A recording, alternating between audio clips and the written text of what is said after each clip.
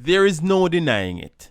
The devastating explosion at the Fesco gas station in Mandeville was as a result of negligence and lack of proper safety precaution on so many levels.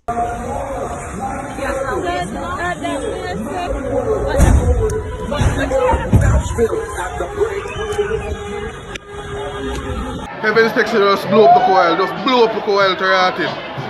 God Almighty, just blow up the coil. Here is it. You have a gas station leaking God knows how many liters of petrol on the ground, and staff members who weren't obviously trained to deal with situations like this are still accepting customers. Which then begs to question, why wasn't the station closed immediately? And what kind of health and safety training did they receive?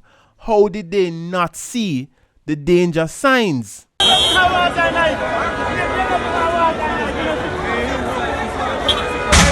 It is now being speculated that whilst the petrol was running like river out of the pump and on the road, someone was in the gas station trying to jumpstart another vehicle, which caused a spark and ultimately the explosion that we are now seeing. What I find even more shocking is the amount of people running towards the blast. I don't understand it. Why would people see danger and run towards it? Everybody just keep exit. I am so scared. Are we going to be okay over here? No, we're going to go to the... Several vehicles have so far been damaged, and we saw one person being severely burned. But so far, I understand that there is no fatalities, so thank be to God for that. I've had a pretty sleepless night, a restless night, just trying to process the explosion and subsequent fire at Heaven's gas station yesterday evening.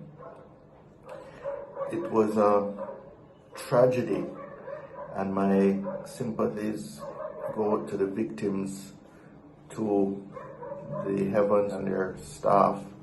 I know everyone must have been traumatized by this.